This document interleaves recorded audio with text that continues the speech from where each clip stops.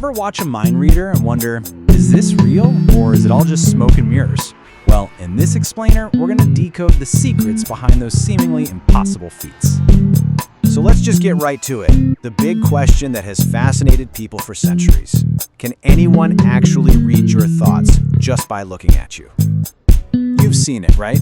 Some performer on a stage who somehow knows the name of your first pet or predicts a word you'll randomly pick out of a book. It leaves you sitting there wondering, how on earth did they do that? Did they have some kind of sixth sense?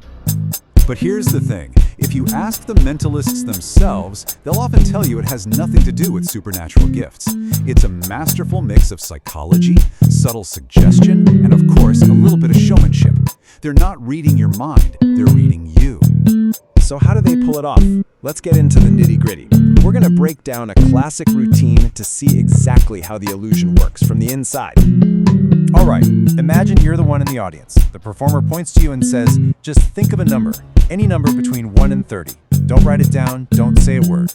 They ask you a few weird, off-topic questions, and then they look you right in the eye and bam, they name your exact number. The crowd goes wild, totally convinced they just saw real-deal telepathy.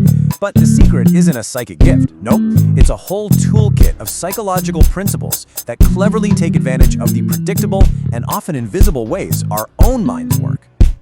To really understand the trick, we have to start with the main tool they're manipulating, your brain's attention system. Think about it. Your brain is filtering out tons of information right now. Selective attention is like a single powerful spotlight. You see what's in the beam and everything else is in the dark.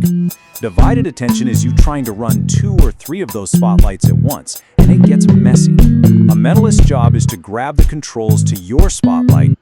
Now in magic, this is called misdirection. But it's not just about distracting you, like, hey, look over there. The truly brilliant performers say it's about focusing your attention so intensely on something fascinating, a story, a strange question, a gesture, that you literally become blind to the mechanics of the trick happening in plain sight.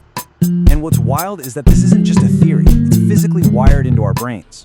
You're looking at 2 key brain networks here. The action mode is firing when you're focused on a task, like following the performer's instructions. The default mode is your brain on cruise control, daydreaming, mind wandering. And here's the kicker, they're on a seesaw.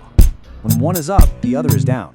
The mentalist's entire goal is to keep your brain so locked in action mode that the other part, the part that might question what's going on, never even gets a chance to turn on. Okay, so controlling your attention is part 1. The next tool in the mentalist's arsenal exploits a simple, kind of scary truth. Our memories are way less reliable than we think. You know, we like to think our memory is a perfect video recording, but it's not. It's more like an artist's sketch being redrawn from fragments every single time we remember something. This means it's incredibly easy to influence. Our minds can even invent details to fill in the gaps, and we would swear up and down that's how it really happened. We all use these mental shortcuts called cognitive biases. For example, we instinctively feel a coin toss of heads, tails is more random than all heads, even though the odds are exactly the same. A performer can use this to make a prediction seem more incredible. And get this, research shows that people who already believe in the paranormal are actually more suggestible. Their brains will help sell the trick by misremembering details to fit what they already want to believe. And then there's conditioning. Probably remember this one from school, Pavlov's dogs. He rang a bell, gave them food, and repeated it. Pretty soon, just the sound of the bell was enough to make them drool. It's a powerful, unconscious association. A performer can do the exact same thing with an audience. If they, say, tap their temple right before every successful mind read, your brain unconsciously links that gesture with a psychic event. Later, the mentalist can make that same gesture during a total guess, and your conditioned mind will help sell the illusion for them. Okay, so we've got our toolkit: attention, memory, and conditioning. Let's go back to the stage and see how these ingredients are mixed together to create those impossible moments. A real workhorse of mentalism is the progressive anagram. Let's say you're thinking of a fruit. The mentalist asks, is there an A in it? You say yes. Boom, they've just mentally eliminated lime and kiwi. Is there an N? Yes again. Now they're thinking banana or orange. It's basically a fancy game of 20 questions, but the misdirection and showmanship make it feel like they're pulling the word right out of your skull. Now, here's another really powerful tool, the ideomotor response.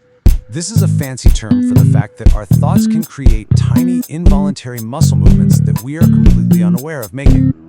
This is the exact scientific reason Ouija boards work. There's no ghost moving the little pointer. The participants are all moving it themselves, with tiny micro movements from their fingers, guided by their own subconscious thoughts and expectations. A skilled mentalist can read those same tiny movements in a volunteer to figure out which hand is holding a coin. So let's wrap this up, because these techniques aren't just for the stage. These very same methods of influence and suggestion are a fundamental part of our lives every single day. Just look at a high-stakes negotiation. The best negotiators are basically applied psychologists.